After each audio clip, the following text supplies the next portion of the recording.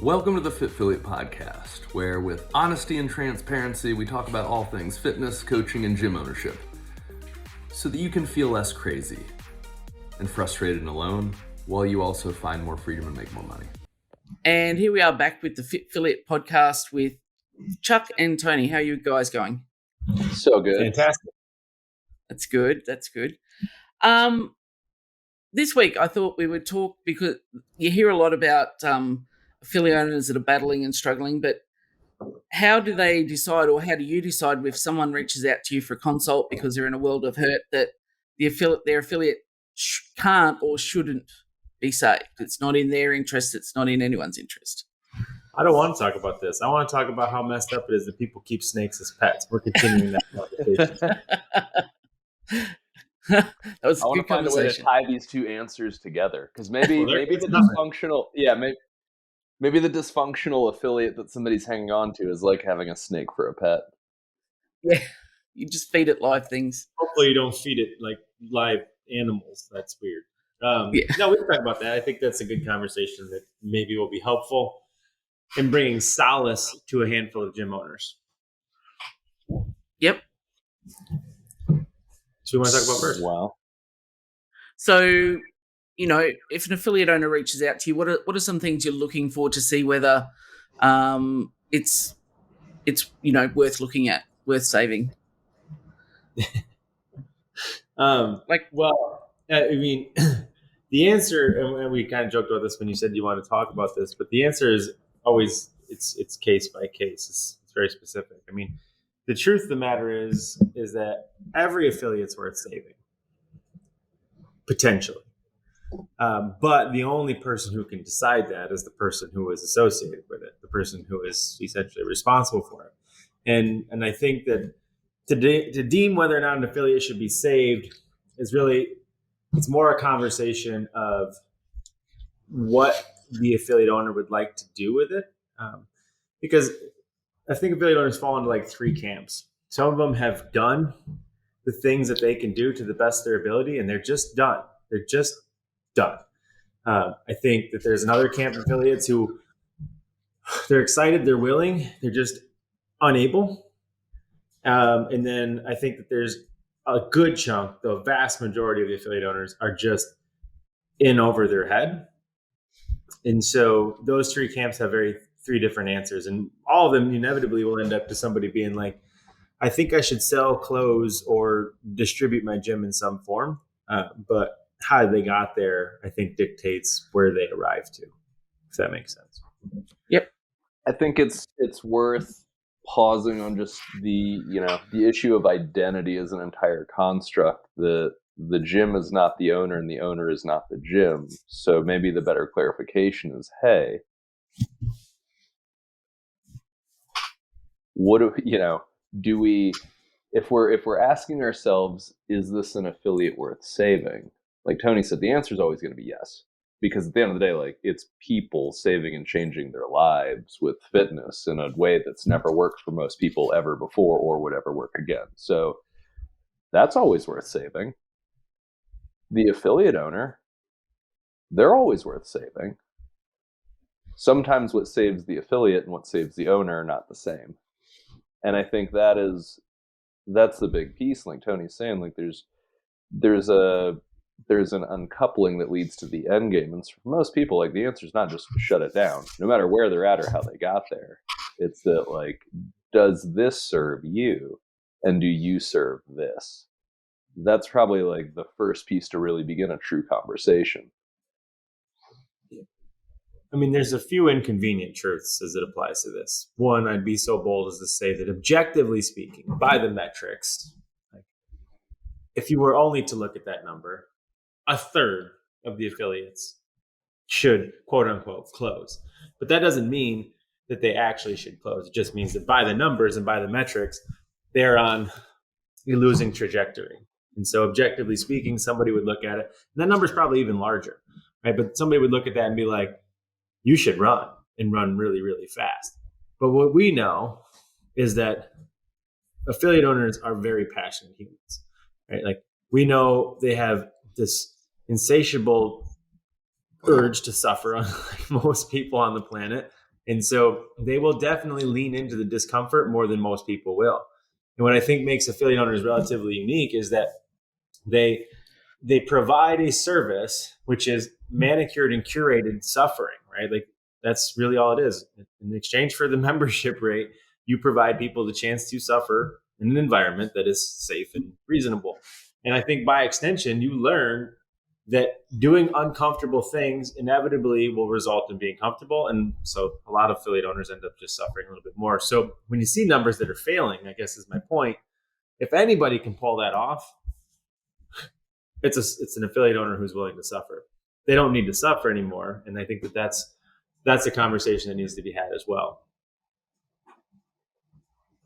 Yep. That's a good point. And, affiliate owners, we do tend to fall in the trap of the affiliate is who we are, not just something that we do kind of thing. So the identity piece, Chuck, you mentioned around that's quite valuable, around being able to detach from that. Yeah. And I know we've had conversations around that as well. Well, I think that's what makes being able to build a reasonable end game so difficult for people, because nobody really began with the end in mind. But because the ego and identity are so attached, they're like, well, if it's not me, then we got to shut it down. And you're like, well, that seems silly. Or maybe it is the right answer. I don't know. I mean, I don't assume to know what is best for anybody in their own unique situation. But yeah, being able to separate the identity. And so earlier I said, does it serve the owner, and does the owner serve it? And I think if you can at least step far enough away to really look at it and be like, well, I'm no longer in love with this thing, nor am I the best one to carry the torch forward. Well, look, cool. That's a very different set of circumstances and inevitabilities to begin a purposeful discussion on. Because for most people, they get to the point of like, hey, the affiliate should probably die and I should go get a grown-up job just because it's not making money. It has nothing to do with it actually being worth saving because of the people in it. It has nothing to do with them being any less passionate about it or mattering any less to them. It's just that hey, your hobby only got you so far. It needs to be a business. You don't have that skill set or the awareness that really is the gap. Because I would venture to guess, and it would be more than a guess, I would bet on it. I would bet a lot of fucking money that for the average affiliate owner, if money was no object, what would you do with your life? Fuck, they'd be right back in the fray. They're like, I'd be coaching people in exercise because I love that more than anything else. I'm like, cool. So really, it's not a question of what serves the other. It's that you're just missing a piece of a skill set, and you're missing a level of awareness. And if this could be a thing that served you because it could pay you, and because you had stability in your life, and because you didn't have emotional volatility, there's no question that you would want it to stay open for the people inside. There's no affiliate that's on the chopping block where somebody's like, I need to get rid of this thing because too many people are getting too much fitness. This is an unreasonable business that I'm running. This is not good for the fast food companies. It's not good for the pharmaceutical companies. We should shut it down. It's in these people's best interest. That's how we do no harm. No, it's just that really most people get burned out, and it's really more than anything just because they're broke. Mm. Yeah, I mean, one other inconvenient truth is that there is a million ways to make more money, much easier than owning an affiliate, right? I mean, but I don't think that that's an eye-opening statistic to any affiliate owner. I'm sure that they're probably well aware that they could have done anything like be a real estate agent for that matter. That would have been a hell of a lot easier than making me from teaching fitness. Right? I think a lot of them are like, I will mow yards, I will paint, I will be a barista. And I mean, yeah, there's a lot of ways to make $1 million much easier than there is by changing people's behaviors and fighting against their habits and their routines, and having to deal with personalities and issues and traumas and all those things. And so, but I don't think anybody that owns an affiliate is afraid of those things. Right? They just happen to be surrounded by those things. And sometimes it seems like, you're surrounded by lions when, they're really just cats with big shadows. One of my favorite questions is usually to ask a lot of the clients is, because they're inevitably some degree of the conversation of, I don't want to be a failure, or I'm afraid it's going to fail, or I'm afraid to accept the reality of some degree of failure. And, the first way that we separate that reframe or reset that reframe is that, well, how would you define it as a failure? Like, what makes it a failure? And I think one very powerful thing that affiliate owners need to understand is that regardless of the state of your affiliate, just simply owning one for an even short period of time, whether it be an extended period or even just a couple of years, creates and develops a skill set that I'm completely unaware of where you could ever possibly rival that anywhere else in the world.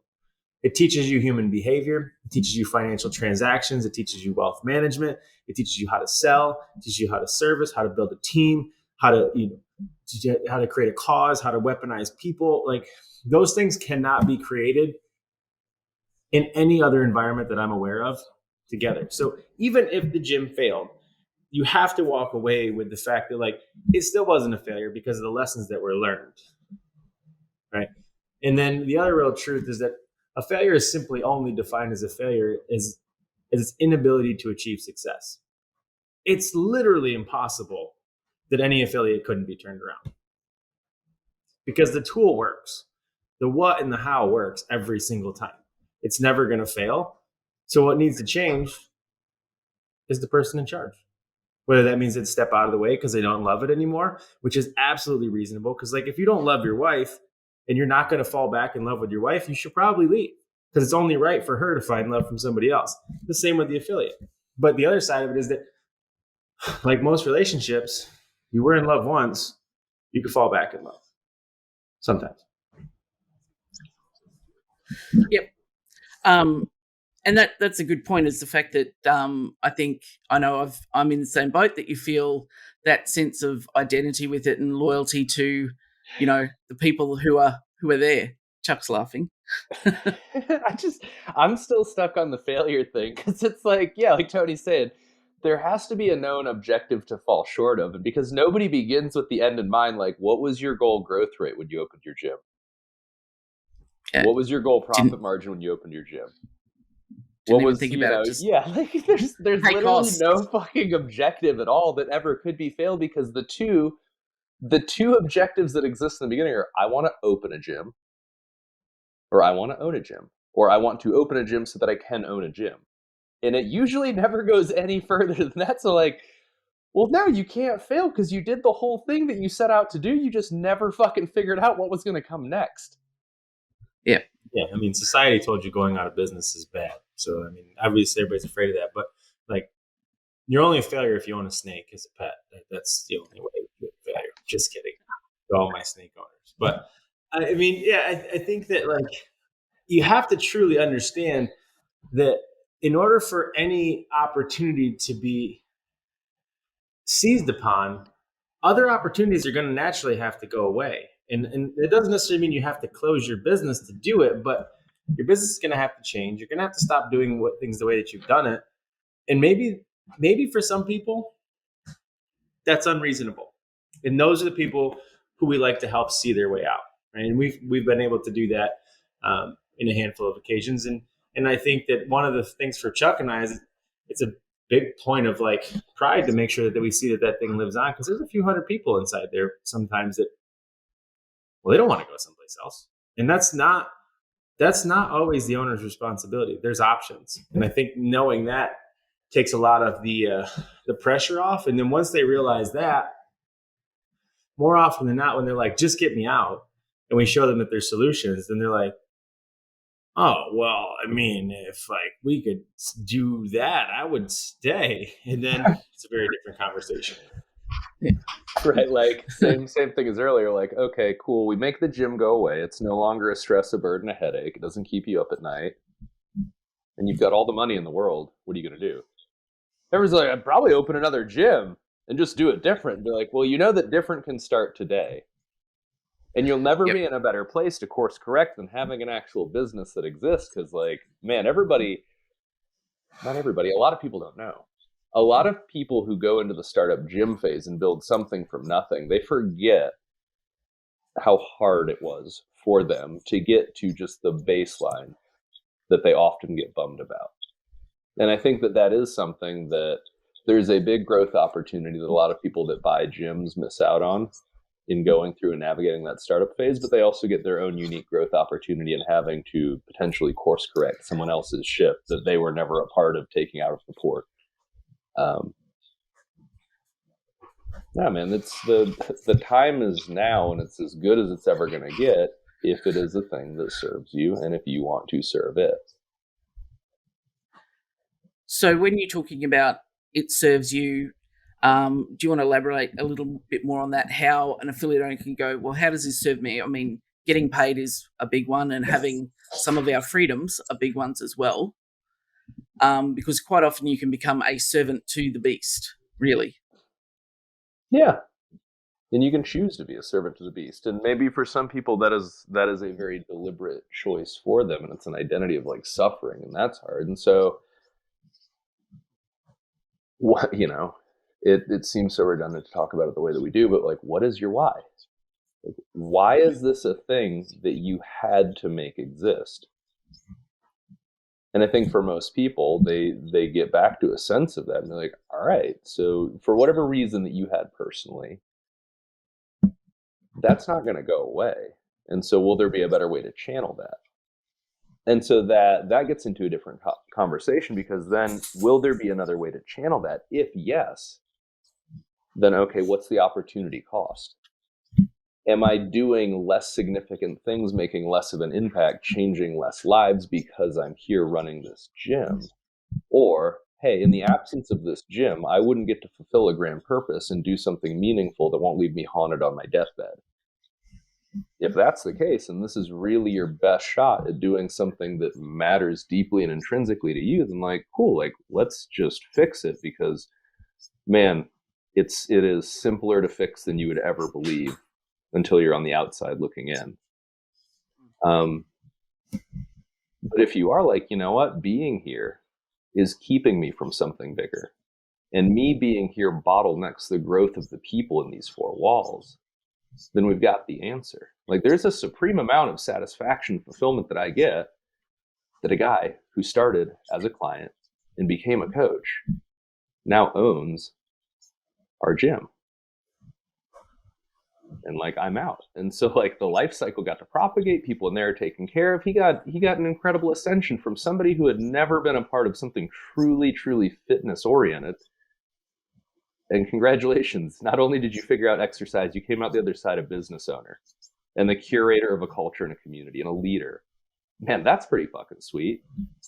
But if I was still coaching in the gym or even running the gym operationally, like we never would have been able to build Fitfiliate, which is a whole lot more impact on a much larger scale with far more people than I ever could have touched, because it's not just Tony and I dealing with the owners, it's the owners dealing with their tribes.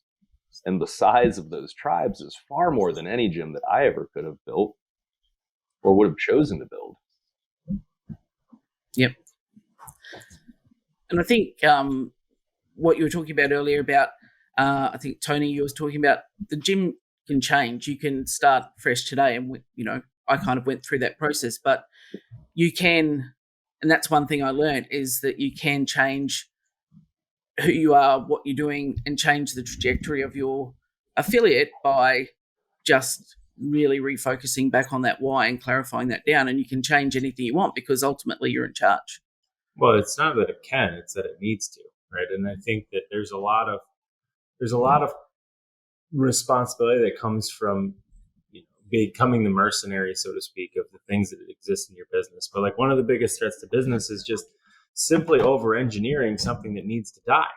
Like, I don't mean the whole business, but that can simply just mean process, procedures, names. Like you could change the name, you could change everything about it, and maybe you need to. I mean, if nothing else, all you got to do is just look at the landscape we live in. I mean, Facebook changed their name, so I'm pretty sure you can, right? Like they're not even cool anymore. Things change very, very quickly, and if you're not changing and you haven't changed at all, it's probably a pretty clear indication that you're not innovating. And if you're not innovating, which is really just a buzzword, that tells me really only one thing, and that means that you're working too much in the day-to-day to be focused on the vision. And that's where most of the affiliates that do in fact need to go, that essentially becomes their graveyard. When the affiliate owner loses the ability to dream and they have no interest in restoring the ability to dream, then it's time for someone else to take that dream. And I think that if there is one definitive metric, that's it. But I think it's okay for people to know that. And I think that one of the things that we talk about a lot is response ability, your ability to respond. And as an affiliate owner, you have to be open to the opportunities that present themselves to you. Otherwise, you don't have a responsibility, right? And I don't necessarily mean like your ability to do things, but when things come up, like Chuck said, opportunities present themselves. And more often than not, you might find that what you're currently doing is in the way of what you should be doing. And in a lot of situations, especially with a lot of our clients, we find that a lot of them are holding on to things that they've been doing and not focusing on what they should be doing. And that's because nobody's focused on the vision. Because if you're not focused on the vision, who's gonna? Mhm. There's nobody else. Well, in the majority of experience, I guess a lot of the people within the team of the affiliate don't know what the vision is. It's all trapped in, it's all trapped in your head, and it's not communicated. So that's why no one else can work on it then. Well, and like people like us do things like this, we lose sight of the fact that most of them don't have a vision unless you help draw it out of them and curate it. I mean, if they had the vision, they would have started their own gyms more often than not. And so, you know, looking at just like a personal vision and a personal legend, like things that matter to you on an individual level, like that is certainly no small part of it. Then I think a piece that makes like a lot of emotional baggage over it is we don't even stop to think like, well, why wouldn't, if you decoupled from the gym, whether that's you closing it down or selling it, you did another thing for a season of life, why wouldn't you be able to open another gym in the future if you so chose? And I think that's a big way to kind of reframe it, especially if you're stuck in your ability to think about it because of some notion of failure or something tied to that. Well, maybe this was just your gym owner degree program, and now you're going to go and like do something else for a little bit, and then eventually you go back to doing the job that your degree was in. You can always open another gym. Whether you choose to or not, like that's totally separate. But I think being able to just recognize that, like, yeah, you did it. You owned a gym. You started a gym. You built a gym. You bought it. Whatever. It doesn't matter how you got to where you're at. Like, you could always do it again if you wanted to. I think that allows better decision-making frameworks and a better way to view the overall, because they're not having to make that really difficult identity separation of like, if it's not me and this gym, then like I fail and the gym fails, and bah. And you're a person. You're people doing people shit. It's a business. It's like these things can coexist. They can exist independently. Like that's fine. So when you talk about the affiliate owner, you know, basically taking themselves out of the way. So maybe is that thinking about a model where they still own the gym, but someone else is doing all the things and they can toddle off and do other things that really make their heart beat fast and they get excited about? If that's in the cards. I mean, there's lots of different options. Okay. Go for it. No, you go, Chuck. Maybe part of the problem is that as a community, the way that we become conditioned is looking for what is the program? What is the answer? Is it a power or is it a full? Is it, you know, what weight is it? And we're looking for very binary, defined, clear answers of like, these are the conditions that we would look for to make this identification for this person. And like Tony's saying, like there's so much variability in it that it's almost impossible to answer on anybody else's behalf. Well, it is impossible to objectively answer on anybody else's behalf.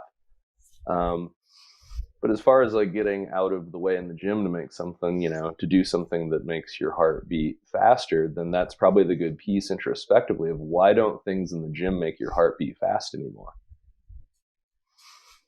And then that gives us something that we can really identify, like, well, that's the true problem.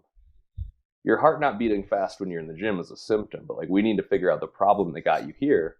Because if we can resolve that, then you might find that like, oh, I'm good and the gym's good and we're good together. It was just a thing that had to get solved for. And so where we really push affiliate owners to have the ability to step out and enjoy freedom is because that's the first place that you can ever be in to clearly make decisions. I didn't get to really figure out my identity relative to the gym until I was away from it for probably like the first 6 months. And that was not just like, out coaching seminars, but that was the point at which I was like truly away, did nothing, didn't walk in there because we were 1,300 miles away. After about 6 months or so, I was like, oh, I get it. But you can't do it when you're trapped, or at least when you feel like you're trapped. And that's the story that you're telling yourself. So getting out of the way, it's necessary for the business. It's necessary for the people inside. And the test we always give people is like, well, if you got hit by a bus tomorrow, how long would the gym run for?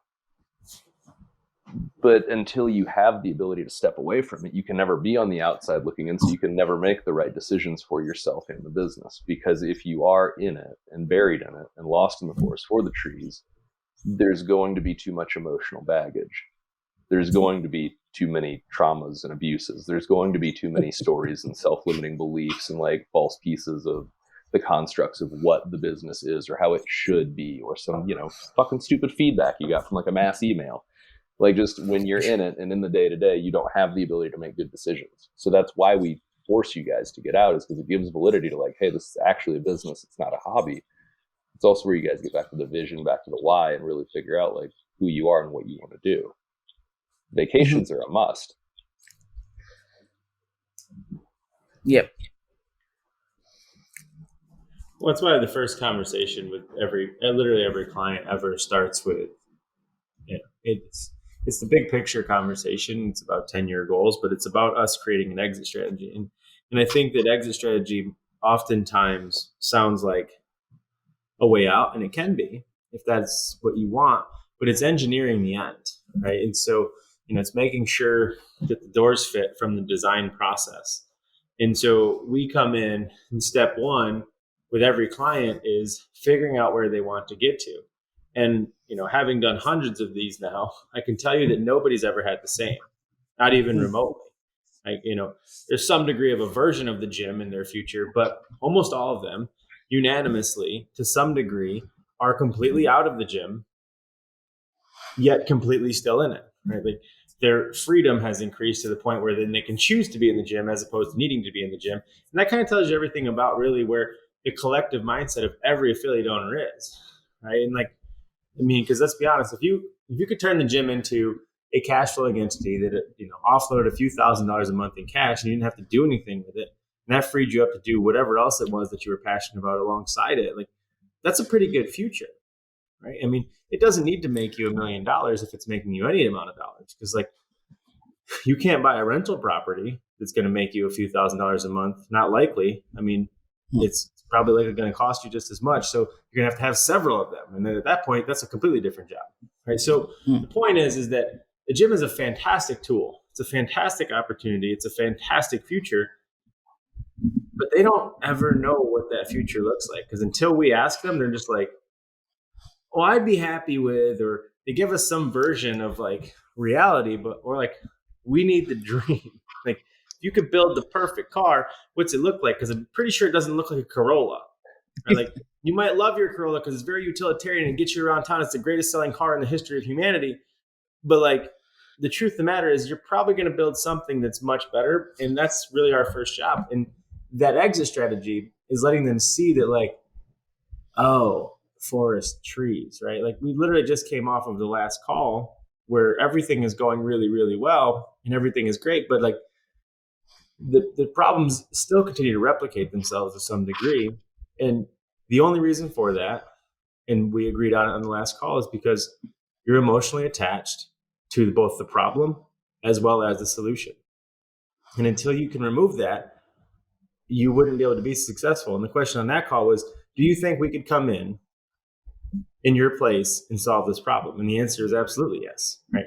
And the only reason that we could do that any differently isn't because we're better suited for it. We just don't have the emotional attachment. So when you're in the day-to-day and you're in the thick of it, you can't see the end game. You can't even necessarily see the solution. And that's how we provide them. And in a lot of gyms where they want out, most of the clients that we still have, they came in wanting out. In fact, that call, he also wanted out. But here we are a few years later, we're still in it, making way more money. And the truth is like Chuck said, you probably wouldn't want to be anywhere else. You just don't really want to be where you're at the moment. And that's the struggle. It's like, it really is a mind fuck of like the modern human construct and the time and history in which we're living, that we get into this hierarchy of needs where we've met the top but not the bottom. Holy shit, is that hard to contend with? I've got purpose and fulfillment and love and satisfaction, but like I don't have food and shelter. That, like, does that seem to make sense as to why it's so hard to make good decisions? Because like our base framework for making decisions is in the interest of maintaining a hierarchy of needs, but like we already have the pinnacle met. And so like, how do we make good decisions when the base is non-existent or eroded? Like we can't. Like our little fucking smooth human brains, we're not capable of doing that because that's not how it's wired. But if we can meet the bottom, and the bottom's not hard to meet, if you can just have all the bills paid, and you can not be task saturated, and if you can have a thing that works absent of you, all of a sudden you've got a very, very clean way to make decisions because every level of the hierarchy of needs is met. And so like when you have that type of satisfaction and security, you get to make the right decisions, not just any decision or a panic decision or the best decision of the moment or the only decision that you think you can fight to live with the consequences of. So I would, maybe going all the way back to the beginning of the conversation, like, is an affiliate worth saving? Be like, well, are you in a place to make that decision? And I think most people be like, no, I'm not actually in a place to make that decision. I feel like I need to make that decision because I'm not in that place. So that's the problem. Is it, Tony was talking about, that we can't solve our own problems because we're too emotionally attached to them. Is there a way that affiliate owners or business owners in general can remove that emotional attachment to the problem, the solution, so that they can start to see a little more clearly and objectively? Or is that a thing that they're stuck in? Yeah, get a coach. I mean, like the coach is the flashlight that shows you the shadows and blind spots that you're not capable of. I mean, there's really no other way around it, right? It's for the same reason it works in fitness. There's a reason why you can go to the gym by yourself in front of the mirror and work out every single day. But until somebody comes and sees what you don't see, it's not going to get any better. In fact, it could quite literally get much worse. And you understand that from the fitness perspective, but I think that there's a weird sense of pride that's coupled with a sense of insecurity that's associated with being a business owner that prevents people from seeing that, like, help could be a very realistic option for me. And that was the only reason we built FitFiliate. I mean, truth be told, had FitFiliate existed for me, it would have very much changed a lot about the trajectory for me, simply because it would have let me know that I was a success when all the mentors, gurus, and other people had me believe that, like, I was a failure, right? Because I wasn't measuring up to somebody else's version of the standard. But by every single metric, everything was great. I just didn't have somebody who could help me see things that I couldn't see. It helped thousands of people, build a huge team, all those things. And that's how we built FitFiliate, was that if affiliate owners need one thing, truly only one thing, they just need someone to talk to. Not someone who's going to tell them what to do. Not somebody who's going to try to persuade them or manipulate them. They just simply need somebody who's going to listen, see what they're doing, make corrections. That's it. Yeah, and that's a powerful piece, is reaching for help. Well, reaching for help is electing to make the decision in advance of pain forcing you to be there. So you can get a coach, or you can wait for catastrophe. Like, that's how humans generally work, is they willingly, of their like own will and volition, go to seek to make a thing better, or eventually the stack of chips is so high that like there is no other option but to make a big change, because like there is some amount of pain that finally creates leverage over them. How many affiliate owners sat around for years talking about how badly they needed to build an online program, and then in 2 weeks of COVID, 10 years of excuses went out the window because like there was no longer any other fucking option. And so that's what we don't want, is that somebody is in so much pain that they're like, I need to shut this thing down. I need to just fucking bail. Like, whoa, we've gone way too far. Let's not wait for catastrophe to push us to like do the right thing. If you know that all of your clients are better off because they have coaches, like, man, it's a great first step. Because you don't want it to get so bad that you have no other option besides crying for help or bailing internally. And I know that, like when I reached out to you guys, I thought, you know, that I was reaching out for one particular problem, but it turns out, you know, you actually ask the right questions and you realize the gaps that you're missing, which is true, which is what you said, Tony, putting the spotlight on it and having that coach to, no one keeps us accountable as owners, really. Your staff aren't telling you that you haven't done this report or you haven't done that. Whereas, you know, having that accountability and that just asking the right questions does lead you down the right path. You don't need more information. There's the entire world is unfortunately and both fortunately at your fingertips. I mean, you can quite literally find any answer to anything that you would conceive to be the answer. It's never been about the absence of information. It's about too much information. And what the affiliate model doesn't need is more information. They just simply need to get out of their own way. That's all. Yep. And a lot of that is just self-imposed limitations, right? They're hyper-fixated on an emotional solution to an emotional problem, and they're not seeing the forest for the trees, and they're not able to see the opportunity that's in front of them because they only see what's happening behind them. I mean, and all those things aren't really about coming in and telling you what to do so much as asking you, why do you do that?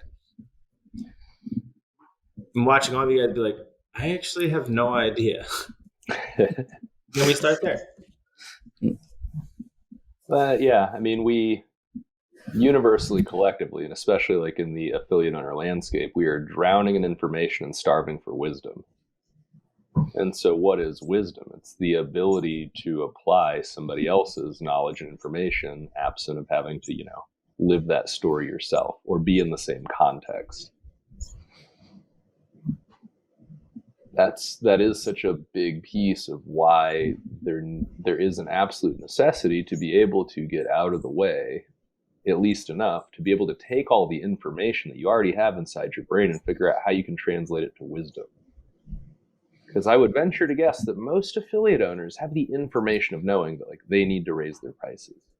I would imagine that most affiliate owners have the information of knowing they need a better front end offer. But when you're busy coaching all the classes and mopping the floors and like posting on Instagram and doing all the things for the gym, the idea of sitting down and mapping out like, hey, what does it cost to run this business and what money do I want to make? And how do I present that in a way that is appealing? Like, when do you have the mental bandwidth to take all of the information that you know and even turn it into wisdom? You can't. Yep. All right. Any final thoughts, gentlemen? Last minute thoughts before we wrap up. Final words of wisdom to anyone out there that's watching and listening. You're the only one that can decide whether or not your affiliate needs to close. There's nobody else to it, but that answer lies inside your why. Do you still have something worth fighting for? Or is the mission to move on? Yeah. We'll close on that. Close on that. Awesome. All right. Thank you for your time again, gentlemen. I'll see you next time. Thanks, lady. Peace out, homies.